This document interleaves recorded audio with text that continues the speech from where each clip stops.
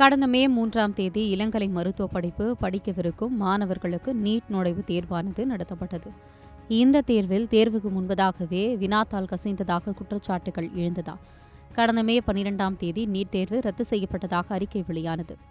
இதைத் தொடர்ந்து மறுதேர்வுக்காக மாணவர்கள் காத்திருந்த நிலையில் தேசிய தேர்வு முகமை மறுதேர்வுக்கான தேதியை தற்போது அறிவித்துள்ளது.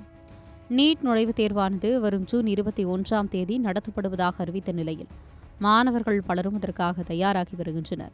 இந்த சூழலில் டெல்லி முதலமைச்சர் ரேகா குப்தா மறுதேர்வில் பங்கேற்கும் மாணவர்களுக்கு மிகவும் உதவிகரமாக அமையும் வகையில் டெல்லி போக்குவரத்து கழக பேருந்துகளில் இலவச பயண வசதி வழங்கப்படும் என்று தனது எக்ஸ் தளத்தில் பதிவிட்டுள்ளார்.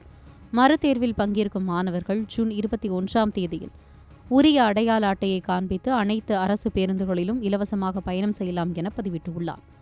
மேலும் மாணவர்களின் எதிர்காலத்திற்கு முக்கியத்துவம் வாய்ந்த இந்த நாளில் எந்த சிரமமும் ஏற்படக்கூடாது என்பதற்காக இந்த நடவடிக்கை எடுத்துள்ளதாக குறிப்பிட்டுள்ளார்.